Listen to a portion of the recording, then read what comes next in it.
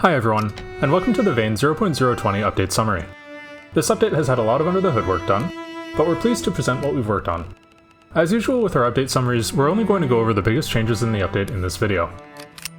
The update is now live on Steam, so be sure to check it out when you can. Please be sure to wishlist Vane if you haven't yet, as it helps with visibility on Steam. Let's get into it. One major aspect of this update is performance and stability improvements. We've rewritten a variety of netcode for a few systems in the game, such as for conditions, stats, items, inventories, persistent corpses, and decals. We've moved a lot of game code to use asynchronous loading, which should prevent hitches.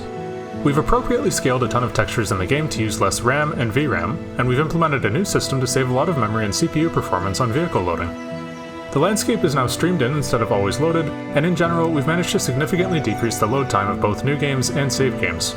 Let us know how it feels once you check out the update. We've added the ability for you to stack fences vertically.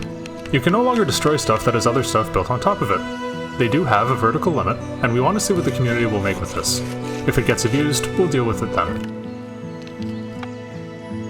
In line with the new performance and under the hood changes, we've rewritten the save game system from scratch. It now saves an order of magnitude faster. Rust has been decoupled from vehicle damage, and is a separate property on a vehicle chassis. Vehicles rust over time in wet or humid conditions. You can use steel wool to clean it off, then spray paint the vehicle with paint items. We've added some extra visual features for distant landscapes and trees. Mountain caps and distant landscapes should now be more visible from a distance. We added rabbits and boars for hunting purposes. There's a new skin tone selection and facial preset selection system in character creation. We're going to be adding more presets and skin tones over time as we can afford it. This should allow for more unique characters than were previously possible. We've added the UN P9 SMG. If you've played modern first-person shooter games, I'm sure you recognize what this is based on. It fires a unique 50-round magazine chambered in 5.56mm at 950 rounds per minute.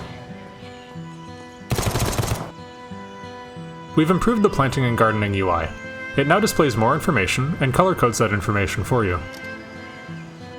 We added a right-click context menu to inventory items to quickly use them. Their tooltips also now indicate their stack and weight.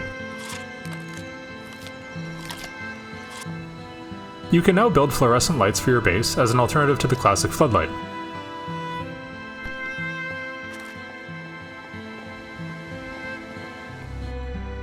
We've rewritten the bed system in multiplayer.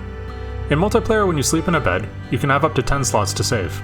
You can select from these when you respawn.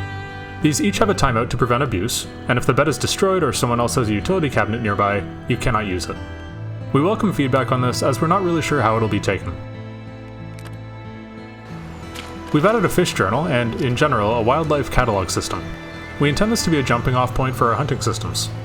Fish now have a length and a weight, and certain fish only spawn in certain seasons, times, and weather conditions. There aren't many fish right now, and the wildlife system is only implemented for fish right now, but we intend to expand this across a few different animals in nature.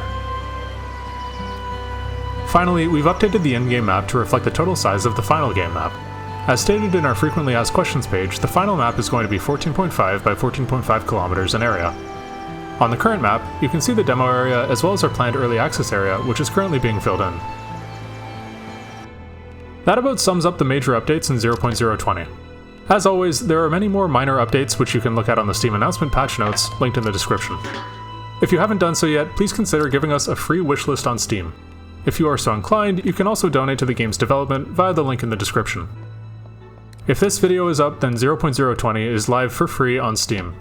Give it a try when you can, and let us know what you think. Thanks for watching, and we'll see you in the next one.